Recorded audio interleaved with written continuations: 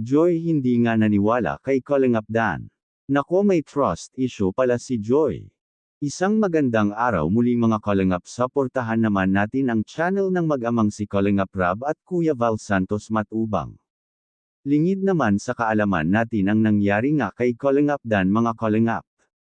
Karamihan nga sa atin ang nakaabang kung kailan dadalaw si Joy kay Kalingap Dan.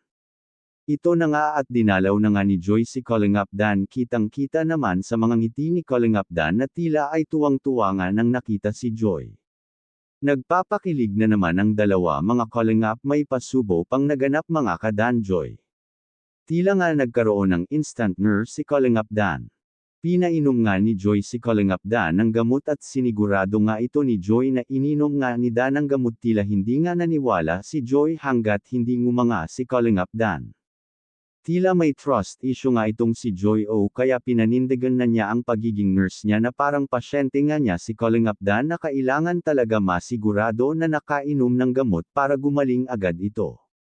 Karamihan nga sa atin ang nagtaka kung bakit hindi dumalaw si Joy kay Kalingap Dan, yun pala ay hinintay lang ni Kalingap Dan na maunang mag-upload si Kalingap Rab. Napakabuti naman ni Kalingap Dan kaya nga napakaraming boto sa kanya para kay Joy mga Kalingap. May consideration sa kapwa si Kalingap Dan, bagay na bagay nga sila ni Joy dahil ganun din si Joy. Hindi nga nag-expect si Joy sa kanyang pagdalaw kay Dan ay mambonan na naman siya ng blessings galing sa kanyang mga sponsors na nagmamahal sa kanilang dalawa ni Dan at mga Kalingap team. Napaka-supportive naman ni Kalingap Rab sa Danjoy at sa iba pang Kalingap Love Team. Grabe, napakarami na rin ang napasaya ng Danjoy kaya hindi sila nagsasawang nagbigay ngiti sa kanilang mga supporters. Patuloy nating suportahan ang mga Kalingap Love Team bilang suporta na rin kay Kalingap Rab para lalo makatulong sa kanyang mga beneficiaries.